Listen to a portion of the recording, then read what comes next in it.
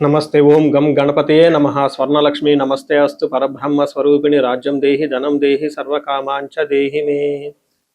స్వర్ణలక్ష్మి అమ్మవారు ప్రతి ఒక్కరికి చక్కగా బ్రహ్మ జ్ఞానాన్ని ఇవ్వాలని, తద్వారా ప్రతి ఒక్కళ్ళు చక్కగా నవ్వుతూ హ్యాపీగా ప్రతి దాన్ని ఎంజాయ్ చేసే విధంగా ఉండాలని చెప్పేసి మనం అమ్మవారిని కోరుకుందాం. అంతేకాకుండా ప్రతి ఒక్కళ్ళకి చక్కగా రాజ్యం దేహి నాయకత్వ లక్షణాలని, ఒక అధికారాన్ని, పవర్ని, అథారిటీని అమ్మవారు ఇవ్వాలని, అలానే ధనం దేహి ప్రతి ఒక్కళ్ళకి విపరీతమైన ధనం ఇవ్వాలని, ఎక్కడుంటే అక్కడ ధనం ఉండాలని, ఆఫీసుల్లోనూ బ్యాంకుల్లోనూ ఇళ్లల్లోనూ ధనం శుభ్రంగా నింపుకొని ఉండాలని చెప్పేసి, అంతేకాకుండా సర్వకామార్థ సిద్ధి అనుకున్న పనులన్నీ అనుకున్న విధంగా అమ్మవారు ఇమ్మీడియట్లుగా నెరవేర్చే విధంగా మన అందరినీ ఆశీర్వదించాలని, అందరూ చక్కగా ఉండాలని చెప్పేసి అమ్మవారికి నమస్కారం చేసుకుంటూ, దానికి ముందుగా గణపతిని మనకి ధనాకర్షణ శక్తిని ప్రతి ఒక్కరికి ఇవ్వాలని చెప్పేసి మనం కోరుకుందాం. ఈరోజు టాపిక్ మనం చూసుకుంటే, గురువు మారుతూ ఉన్నారు. ఎప్పుడు మారుతూ ఉన్నారు? జూన్ 2వ తారీఖున గురువు మారుతూ ఉన్నారు. అయితే ఏంటి, నాకు లాభం ఏంటి, గురువు మారితే ఏంటి, దానివల్ల నేను నాకు అసలు ఏంటి అని మనం ప్రతి ఒక్కళ్ళు ఆలోచించుకుంటూ ఉంటాం.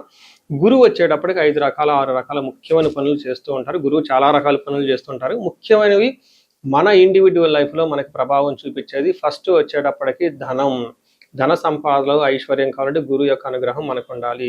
రెండోది సంతానం, పిల్లలు చక్కగా ఉండాలి, వాళ్ళు చదువుకోవాలంటే గురువు యొక్క అనుగ్రహం మనకు ఉండాలి.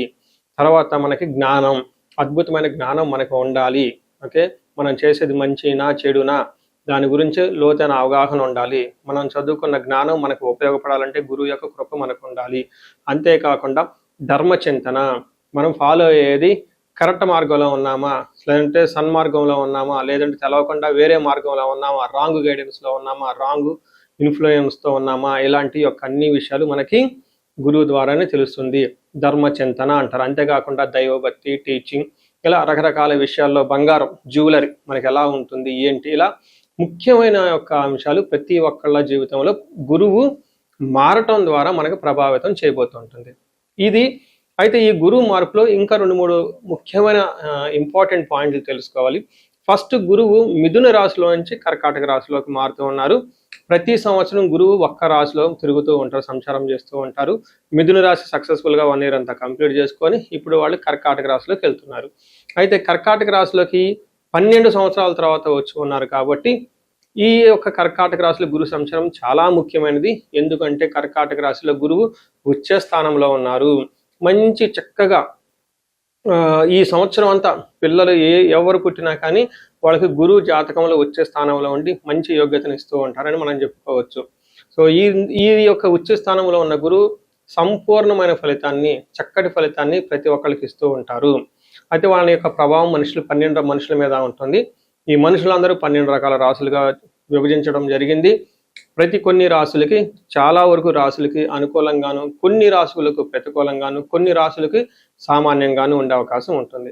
ఇప్పుడు మనం గురువు ప్రతి ఒక్కళ్ళ రాశులకి మేష నుంచి మీన వరకు ఎలాంటి ఫలితాన్ని ఇస్తూ ఉంటారు, ఆ ఫలితాలను మనం ఎలా ఎంజాయ్ చేయొచ్చు, ఇన్ కేసు ఫలితాలు కనుక సరిగ్గా వాళ్ళకి అనుభవంలోకి రాకపోతే ఏం చేయాలి, అలానే కొన్ని రాశులకి ఖచ్చితంగా ప్రతికూలమైన పరిస్థితులు ఉన్నాయి, ఎలాంటి ప్రతికూలమైన పరిస్థితులు ఉన్నాయి, వాటిని తప్పించుకోవడానికి మనం ఎలాంటి పరిహారాలు చేసుకోవాలి అనేది కూడాను 12 రాశుల వైజ్గా ఆ రాశికి ఎలాంటి ప్రభావం ఉంటుంది, దానికి మనం ఎలాంటి పరిహారాలు చేస్తే చక్కగా ఉంటామో కూడా మనం ఈ వీడియోలో మనం చక్కగా తెలుసుకుందాం. సింహరాశి, ఈ రాశి గురించి కొంచెం ఎక్కువగా చెప్తాను నేను. ఈ రాశి వాళ్ళకి గురువు యొక్క మార్పు అంత అనుకూలంగా ఉండదు, కొంచెం ఇబ్బందులు పడే అవకాశం ఉందని గమనించాలి. ఈ రాశి వాళ్ళకి వెరీ ఇంట్రెస్టింగ్ అండ్ ఫినామినా ఆస్ట్రాలజికల్గా ఉంటుందండి. గ్రహస్థితిని బట్టి చూస్తే వీళ్ళకి అర్ధ అష్టమ శని నడుస్తూ ఉంది. అంటే శని బాధలు వీళ్ళకు ఆల్రెడీ ఉన్నాయని గమనించాలి. అయితే ఈ శని బాధలో చాలా ఎక్కువ మంది లాస్ట్ ఇయర్ అంత అనుభవంలోకి రాలేదు, చాలా నార్మల్గా చాలా మంది ఫీల్ అయ్యారు. అందుకు కారణం గురువు వీళ్ళకి కరెక్ట్గా 7th హౌస్లో మిథున రాశిలో ఉండి ధనుసు రాశిని చూడటం వల్ల గురువు యొక్క దృష్టి ఉండటంతో 1,00,000 దోషాలు ఉన్నా పోతాయని మనకి శాస్త్రంలో వివరించడం జరిగింది. అందుకని వీళ్ళకి గురువు అర్ధాష్టమ శని యొక్క తో ఇబ్బందులు పడాల్సిన కానీ గురువు చక్కగా కాపాడటం వల్ల వాళ్ళు చక్కగా హ్యాపీగా ఉన్నారని గమనించుకోవాలి. అయితే ఈ గురువు మార్పు వల్ల 2 ముఖ్యమైన విషయాలు మీకు జరగబోతున్నాయి. ఒకటి, శని పెట్టే ఇబ్బందులు 100% ఇబ్బందులకు గురయ్యే అవకాశం ఉంటుంది, ఎందుకంటే గురువు దృష్టి తప్పిపోయటం వల్ల. రెండోది, గురువు మారటం వల్ల మారటం వల్ల వీళ్ళకి అష్టమ గురువు స్టార్ట్ అయింది. అంటే అర్ధాష్టమ శని, అష్టమ గురువు చాలా కాంప్లికేటెడ్గా ఉండే ప్రక్రియని జ్యోతిష శాస్త్రంలో వివరించడం జరిగింది. ఏమవుతుంది గురువు వల్ల అంటే మనకు సంస్కృతంలో మహర్షులు ఏం చెప్తారంటే చోరాగ్ని నృపభీతిచ్చ గాత్ర గాంభీర్య నాశనం నిష్ఠూరం సాహసం క్రోధం అష్టమస్తేద్ భవేద్ గురు. అష్టమ స్థానంలో గురువు రావడంతో పాటు మీకు చోర అగ్ని నృపభీతి, దొంగతనాలు జరగటం, అగ్ని ప్రమాదాలు జరగటము, రాజుల వల్ల, నృపభీతి మీ బాసుల వల్ల, గవర్నమెంట్ అఫీషియల్స్ వల్ల విపరీతమైన మీకు భయం కలిగే సంఘటనలు జరుగుతూ ఉంటాయి. గాత్ర గాంభీర్య నాశనం, మీ బాడీ లాంగ్వేజ్ చాలా మారిపోతూ ఉంటుంది. నిష్ఠూరం, మీరు అందరినీ క్రిటిసైజ్ చేస్తూ కూర్చో ఉంటారు. నిష్ఠూరం, అందరినీ విమర్శిస్తూ కూర్చుంటారు. సాహసం క్రోధం, అనవసరమైన రిస్క్ తీసుకోవడానికి చాలా బోల్డ్గా మొండిగా ఉండే అవకాశం ఎక్కువ ఉంటుంది. చూశారు కదండి, ఈ గురువు వల్ల ఎన్ని రకాలుగా మీరు ఇబ్బందులకు గురే అవకాశం ఎక్కువగా ఉంటుంది. దీనితో పాటుగా ఇన్ కేస్ మీ జన్మ జాతకంలో గనక సరైన దశలు అంతర్దశలు సపోర్ట్ చేయకపోతే ప్రాబ్లం తీవ్రంగా ఉంటుంది. ఇన్ కేస్ మీ జాతకంలో దశలు అంతర్దశలు గనక మీకు బాగా పాజిటివ్గా ఉంటే ఈ దోషాలు స్వల్పంగా ఉండే అవకాశం ఉంటుంది. ఎందుకైనా మంచిది మీ జాతకం ఒక్కసారి ఈ రాశి వాళ్ళు జాతక చక్రాన్ని చూపించుకోవడం చాలా చాలా ముఖ్యమని చెప్పేసి నేను కోరుకుంటున్నాను. అయితే గురువు కొన్ని విషయాలు చక్కగా వీళ్ళు మంచి కూడా చేస్తున్నారు. ఒకటి, మీరు అయితే ధనం ఖర్చు పెడతారో అవి శుభ కార్యాల నిమిత్తం ఖర్చు పెట్టే అవకాశం ఎక్కువ ఉంటుంది. అలానే టైంకి చక్కగా మంచి ఫుడ్ తింటూ హ్యాపీగా ఉంటారు. తర్వాత 9th హౌస్లో గురువు యొక్క దృష్టి ఉండటంతో తల్లిదండ్రులకు కానివ్వండి, దేవాలయాలు ఎక్కువగా తిరిగే అవకాశం ఎక్కువగా ఉంటుందని గమనించుకోవాలి. ఏ ప్రకారంగా చూసుకున్నా కానీ వీళ్ళకి గురువుకి సంపూర్ణ శాంతి పూజలతో పాటు శనికి కూడా సంపూర్ణ శాంతి పూజలు చేయించుకోవటం చాలా ఉత్తమం అని చెప్పేసి గమనించాలి. సో చూశారు కదా, గురువు ఈ రాశి వాళ్ళకి ఎలాంటి అనుకూల ప్రతికూలాలు తీసుకుని వస్తున్నారు, ఫలితాలు తీసుకుని వస్తున్నారు, అనుభవంలోకి రాబోతున్నాయో ఈ జూన్ నుంచి 2027 జూన్ వరకు, 2026 జూన్ నుంచి 2027 జూన్ వరకు ఎలాంటి ఫలితాలు ఉన్నారో మనం తెలుసుకుందాం. అయితే గురువు యొక్క అనుకూల ప్రభావం మన మీద ఉండటానికి మనం కొన్ని రకాల పరిహారాలను ఖచ్చితంగా చేసుకోవాల్సి ఉంటుంది. ఒకటి, గురువుకి సంపూర్ణ శాంతి పూజలు చేసుకోవాలి. సంపూర్ణ శాంతి పూజలు అంటే ఏంటి చాలా మందికి అవగాహన ఉండదు. గురు గ్రహానికి మన శాస్త్రాల్లో, గ్రంథాల్లో ఏదైనా గనక ఒక గ్రహం మనకి సరిగా అనుకూలించకపోతే ఆ యొక్క గ్రహం యొక్క మనం ప్రతికూల పరిస్థితుల నుంచి అనుకూలంగా మార్చుకునే ప్రక్రియ ఉంటుంది. దీనికి పరిహారాలు అంటారు. మనకి శాస్త్రాల్లో ఏ విధంగా చెప్పారంటే గురువుకి జప సంఖ్య 16,000 సార్లు చేయాల్సి ఉంటుంది. అధిదేవత, ప్రత్యధి దేవత ఇంకొక 3,000 2,000 సార్లు చేయాల్సి ఉంటుంది. గురుగ్రహానికి ఇటు అటుగా ఒక 20,000 సార్లు జపం చేయాల్సి ఉంటుంది.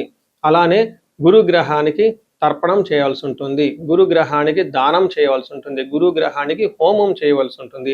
ఇలా ఈ 4 రకాల ప్రక్రియలను ఎవరైతే చేస్తారో గురుగ్రహ సంపూర్ణ శాంతి పూజలు అంటారు. అయితే ఇండివిజువల్గా వాళ్ళు చేసుకోవటం కష్టం కాబట్టి సద్బ్రాహ్మణుల్ని, దేవాలయాలు ఉన్న పండితుల్ని, లేకుంటే గురువు యొక్క మంత్రాన్ని తీసుకొని వాళ్ళు కొన్ని లక్షల సార్లు, వేల సార్లు ఉపాసన చేసి చక్కగా సాధన చేసిన వాళ్ళ దగ్గరికి వెళితే ఆ మంత్రం వాళ్ళ ద్వారా సిద్ధించి గురువు యొక్క అనుకూలం మీకు అనుకూలంగా ఉంటుంది. ఇది కాకుండా గురువుకి సంబంధించిన దేవాలయాలు అంటే మేధా దక్షిణామూర్తి కానివ్వండి, లేదంటే హయగ్రీవ సంబంధించిన దేవాలయాలు చక్కగా విజిట్ చేయటం చాలా మంచిది. ఇంకా ముఖ్యంగా గురు గ్రహం యొక్క శాంతికి మీరు ఆశ్రమాలు చక్కగా విజిట్ చేయొచ్చు. భగవద్గీత, పురాణాలు, వేదాలు, వేదాంతాలు, ఇలా యాన్షియంట్ స్క్రిప్చర్స్, పురాతనమైన గ్రంథాలను తెలుసుకొని అర్థం చేసుకుంటే చాలా బాగుంటుంది. గురుగ్రహ శాంతి గురించి ఇంకొకటి ముఖ్యమైనదంటే మీకు చదువు చెప్పిన గురువుల్ని వాళ్ళ దగ్గర ఆశీర్వాదం తీసుకోవడం చాలా ఇంపార్టెంట్.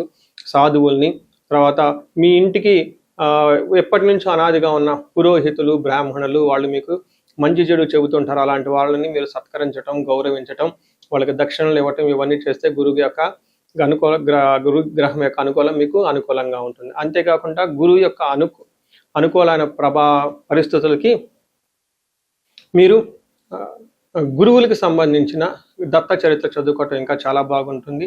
ఇంకా మీరు ఆశ్రమాలలో కనుక కొన్ని రోజులు కనుక టైం స్పెండ్ చేయగలిగితే అక్కడ యోగా చేయటం, మెడిటేషన్ చేయటం ఇవన్నీ చేస్తూ ఉంటే గురు గ్రహం యొక్క బలం పెరిగి ఇప్పటిదాకా మనం చెప్పుకున్న పరిస్థితుల్ని చక్కగా ఇంకా మంచి అద్భుతమైన రిజల్ట్ వచ్చే అవకాశం ఉంటుంది.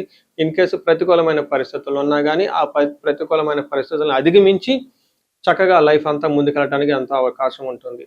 ఈ సంవత్సరం ఈ గురువు యొక్క కర్కాటక రాశిలో ఉన్నంత వరకు 12 రాశుల వారికి చక్కగా అష్టైశ్వర్యాలు కలగాలని, భోగభాగ్యాలు కలగాలని చెప్పేసి, చక్కగా ఉండాలని చెప్పేసి నేను కోరుకుంటున్నాను.